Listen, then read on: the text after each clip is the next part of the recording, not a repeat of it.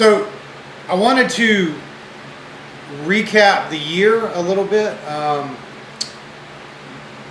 from last year. For those of you that don't know the journey that we're on, or I'm on, the company's on, basically I've been a contemporary artist professionally since 2000.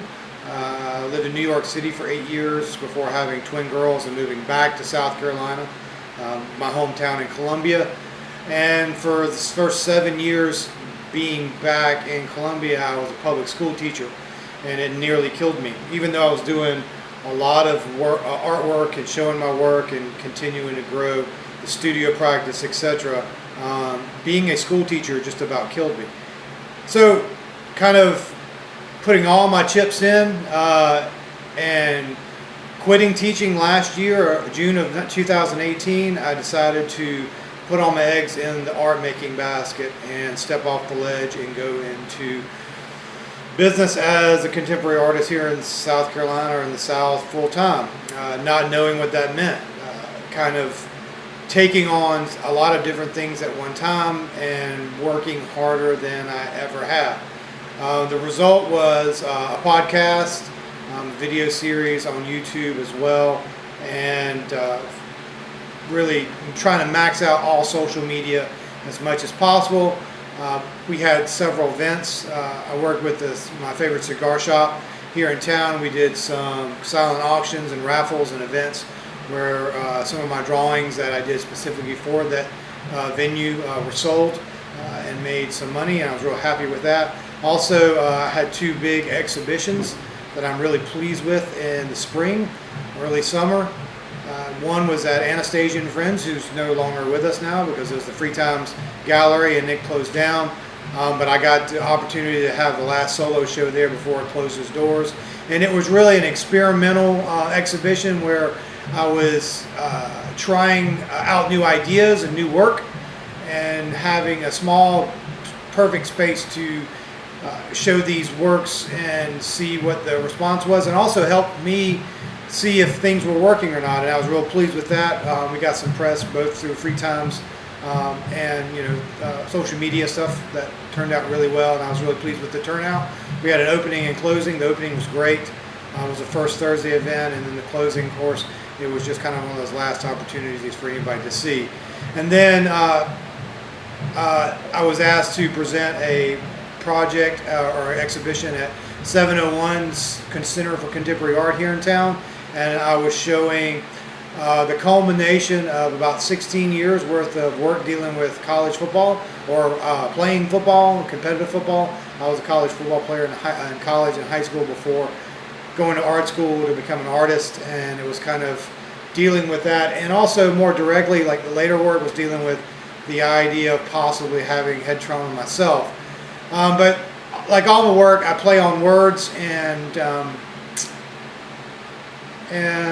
so we had more the idea of trauma in your head, not necessarily head trauma, but it talked about those different things. Super amazing events surrounding that exhibition. Great turnout, a lot of press. We had a panel discussion where I had experts on brain injury, and I got a chance to share some of the ideas that I have around head trauma and maybe football today. That's the things that are issues with the sport today. I'm definitely not a fan of the sport, but that's okay. It does not stop it from existing, or it should not exist, or whatever. I just am able to look at it from an objective point of view now. And it was a really great turnout, and kind of solidified a chapter in my artistic practice that I guess I can close. But the response was so great that we will we will be shopping it around to maybe some other art centers in the Southeast to hopefully show again. And along with all that stuff, the website was up and running. It's making us a little bit of revenue to help support the studio process, as well as we had a round of t-shirts that went through and stickers that went through this year that did real well, and we're trying to really evaluate what's next with that stuff. And the reason I'm telling this quick quote story is to hopefully give artists or young artists who are clicking on this an opportunity to see someone who's kind of doing it on their own. I wish there was a way for myself personally to make work just to show and make revenue or make money or support a living doing that.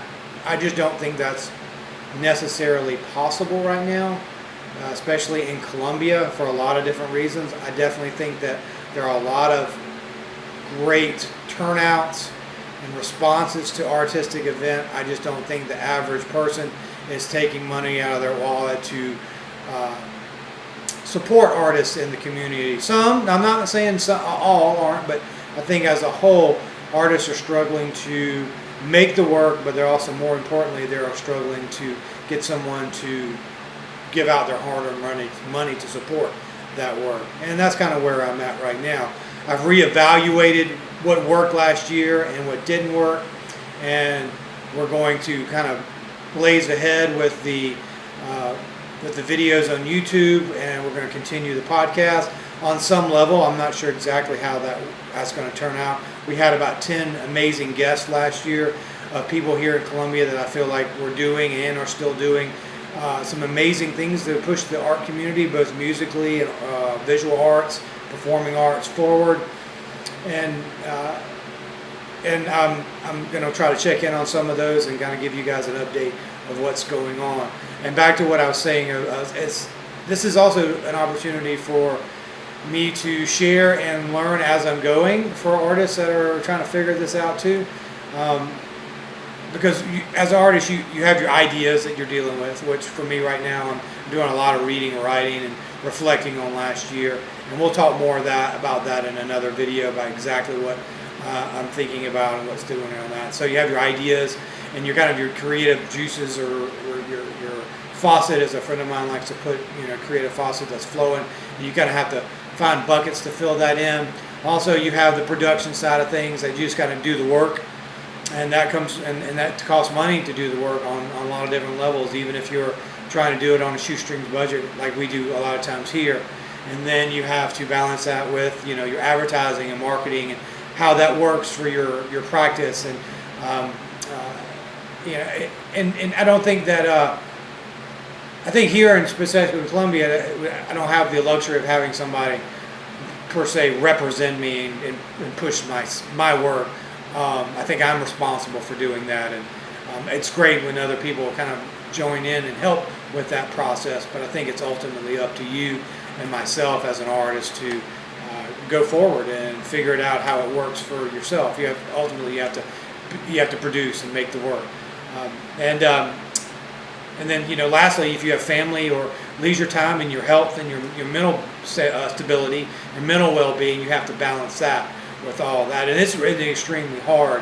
But again, I believe that it falls on your own shoulders and your own responsibility to try to figure that out and not go overboard. One of the things that happened with me last year is by the new year, by Christmas and into the winter, the social media aspect had just kind of burned me out, and I couldn't do it on the same level that I needed to do. And I did have the money to pay someone else to do it for me. So we kind of stuck back. We kind of stepped back, and then we did it to promote the exhibitions and the events.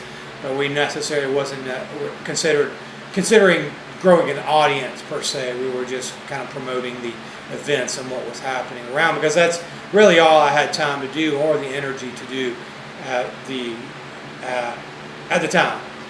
Going forward, we are full steam ahead where the projects are up and running. We're not sure, we don't have anything lined up exhibition-wise right now, simply because I don't know what that should look like. Not that it couldn't work. I'm taking a moment to take a deep breath and figure out where and what I want to do with the work going forward. I'd like to get out of Columbia for sure and show out on somewhere on the southeast, in South Carolina, of course, but I'm hoping outside of South Carolina and reaching out to some places that I have some connections to. And then, another thing we did last year is write grants, and that saved us a lot of headache with spending money. It helped us do things with materials and promotions that we weren't necessarily able to do without a certain amount of success or support from other sources. So stay tuned. We're going to keep you updated on what's going on. I'm going to try to do a video a week more. We have a podcast coming up where it's a follow-up from our first one last year, where my wife Faith exposed me, and she's going to try to do that again and dig a little deeper with the work and the fear that we were both kind of going with this Kindle Projects thing. So check in with us next time. Thanks for tuning in. We appreciate it.